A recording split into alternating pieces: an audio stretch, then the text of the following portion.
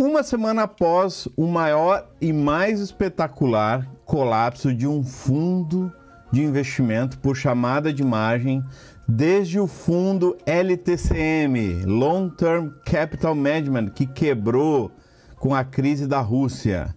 Neste momento, temos a história completa de como o fundo, o Family Office de Bill Wang, o fundo chamado Archegos, conseguiu sozinho fazer muito barulho nas redes sociais como o melhor fundo, como o melhor desempenho de 2021. Mas o que aconteceu? De repente, a sua sorte acabou. Rapidamente. Mas o que aconteceu com o fundo? Uma chamada de margem de 80 bilhões de dólares que levou o fundo ao seu colapso, dando prejuízos bilionários para bancos e corretoras. Mas a pergunta é, como que ele fez isso, Já que todo mundo sabia que ele era um fundo grande, mas todo mundo queria emprestar dinheiro para o fundo.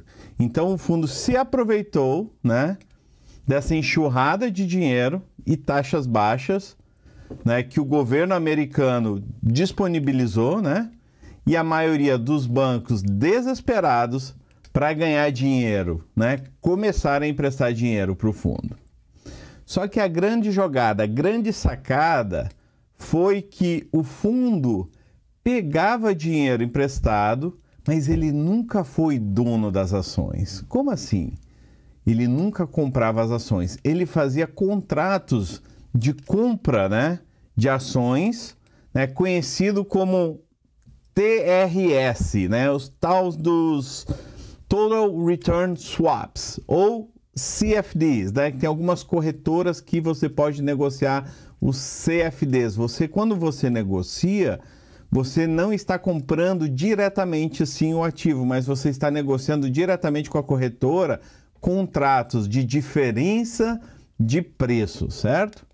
Então, através disso, ele não tinha dono das ações. Que nem quando você vai na bolsa e você compra as ações, aquelas ações são nominativas para o seu nome. Ele não tinha nenhuma ação, certo?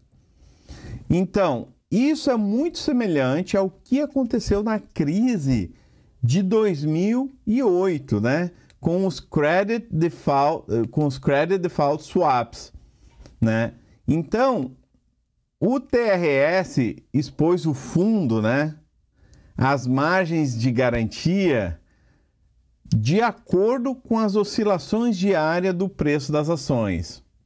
Só que vale lembrar que ele nunca foi dono das ações, Todas as ações estavam no nome das corretoras e dos bancos como garantias desses contratos de swap.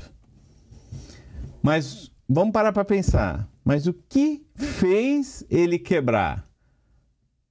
Foi a alavancagem financeira. Por isso que nós temos que ter cuidado com a alavancagem financeira.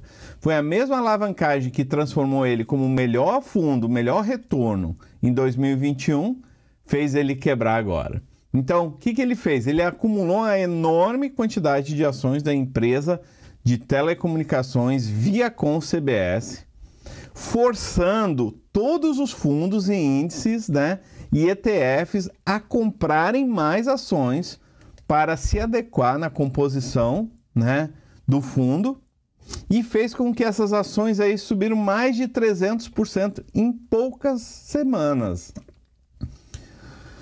Como os bancos, Goldman, Morgan Stanley, Wells Fargo nos Estados Unidos, Credit Suisse, UBS, Deutsche Bank na Europa, E aí nós temos Nomura e Mitsubishi, no Japão. Eles continuaram a dar alavancagem, que o Wang necessitava, o gestor do fundo, para adquirir cada vez mais ações e se tornar o maior proprietário econômico, Porque ele tinha os contratos, mas não o maior proprietário registrado das ações da Viacom. Então, o seguinte, como tudo aconteceu? O que os bancos não sabiam, que graças ao fato de ele não deter as ações, ele não tinha que reportar o quanto que ele tinha de ações. Então, como ele só tinha contratos, né, de estruturas de variação de preço, eles não tinham noção da dimensão das apostas da alavancagem que ele tinha, que eram maciças. Então, ele acumulou 10 bilhões de dólares em ações da Viacom. Então, agora já está bem claro que a Viacom era apenas né, de muitos ativos que ele estava comprando através desses contratos, né, e com alavancagem.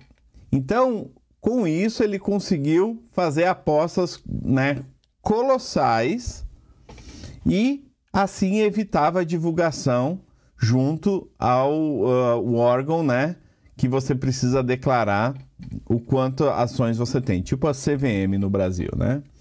Então, sendo assim, praticamente de uma forma invisível, o Wang acumulou a carteira de acordo com a Bloomberg, né, era de 100 bilhões de dólares. Então, um fundo que tinha 10 bi em dinheiro estava negociando 100 bi em ações, né, através de contratos. Tá, e agora, o que aconteceu? O colapso, né, começou com uma alta das ações.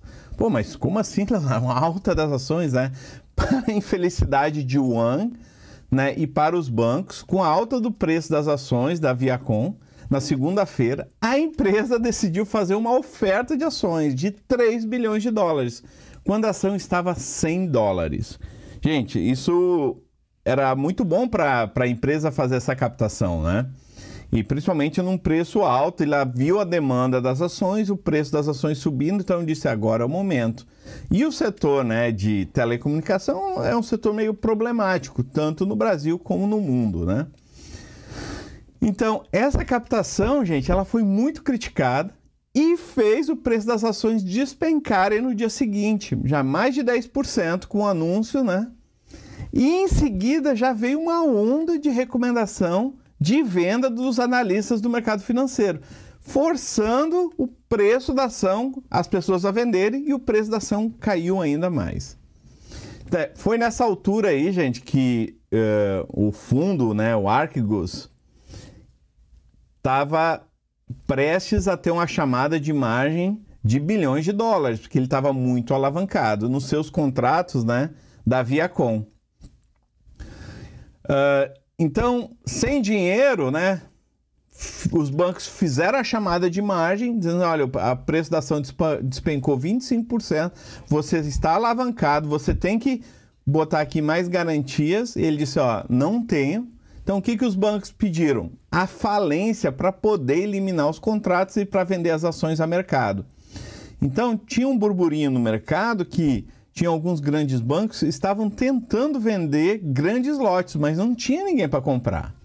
Então, os bancos foram forçados a ir a mercado e vender essas ações que chegaram a cair a 55%, como mostra aqui o gráfico, né? Então, esta foi a maior quebra de um fundo do século XXI, com uma alavancagem de 10 vezes. Então, a gente tem que prestar muita atenção nisso, tanto nos nossos investimentos como nessas baleias aí que conseguem dinheiro de uma forma muito fácil. Então, o que nós temos que prestar atenção agora? Nós temos o fundo Millennium, que está com alavancagem de 6 vezes, e o fundo Citadel, de 8 vezes. Vale lembrar que esses fundos já foram resgatados ano passado pelo governo, pois poderiam dar um início a um colapso, né, no sistema financeiro, igual aconteceu em 2008. Por quê? Eles foram resgatados? Porque eles tinham uma exposição de quase 600 bilhões de dólares. Então, o Wang não teve tanta sorte porque se ele tivesse 200 ou 300 bilhões de exposição, o governo ia ter que vir resgatar. Então, ele foi meio que vítima do seu próprio sucesso aqui. Então, eu lendo aqui muitas matérias, e agora está todo mundo falando da tal da queridinha, da Cathie Wood do seu resultado, né, do seu fundo da ARK Invest. E ela compartilha, gente, as mesmas ideias de Wang. Ela frequentava a casa de Wang. Então nós vemos aqui muitas similaridades em relação ao estilo de investimento de Wang. Então, e ela adora a posição da Tesla. As ações da Tesla subiram muito, então vamos ficar de olho aí, ver se ela vai sofrer uma chamada de margem também.